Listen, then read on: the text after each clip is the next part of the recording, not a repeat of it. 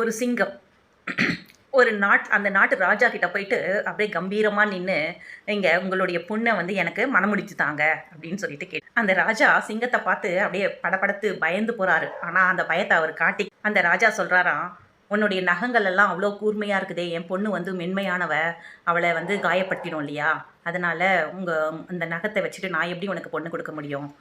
உன்னுடைய பற்கள் எல்லாம் பார்த்தீங்கன்னா அவ்வளோ கூர்மையாக இருக்குதே, அது என் பொண்ணை காயப்படுத்திடாதா, நான் எப்படி உனக்கு தருவேன் அப்படின்னு சொன்னேன். அந்த சிங்கம் என்ன பண்ணிச்சான், அது கல்லெல்லாம் போட்டு கடிச்சு அந்த பல்கள் எல்லாம் உடச்சிட்டு அது ரோமத்தெல்லாம் இது பண்ணிட்டு அது என்ன பண்ணிச்சான், தன்னை வந்து காயப்படுத்திட்டு அப்படியே நின்றுட்டு, இப்போ எனக்கு பல் இல்லை, நகம் இல்லை, எல்லாமே இல்லை, இப்போ நீங்கள் என் பொண்ணை கொடுங்க, உங்கள் பொண்ணை கொடுங்க அப்படின்னு சொல்லிட்டு. இப்போ இந்த ராஜா பார்த்துட்டு, உனக்கு இப்போ இவருக்கு பலமெல்லாம் போயிடுச்சு அப்படின்னு சொல்லிட்டு அந்த பயம் போயிடுச்சு அவருக்கு, அதுக்கு பலம் போயிடுச்சுன்னு சொல்லிட்டு ஒரு கல் எடுத்து பயங்கரமாக அடித்து அதை உடச்சி துரத்துறாராம். உனக்கெல்லாம் வந்து என் பொண்ணு கேட்குதா அப்படின்னு சொல்லிட்டு அடித்து துரத்தி விட்டார்.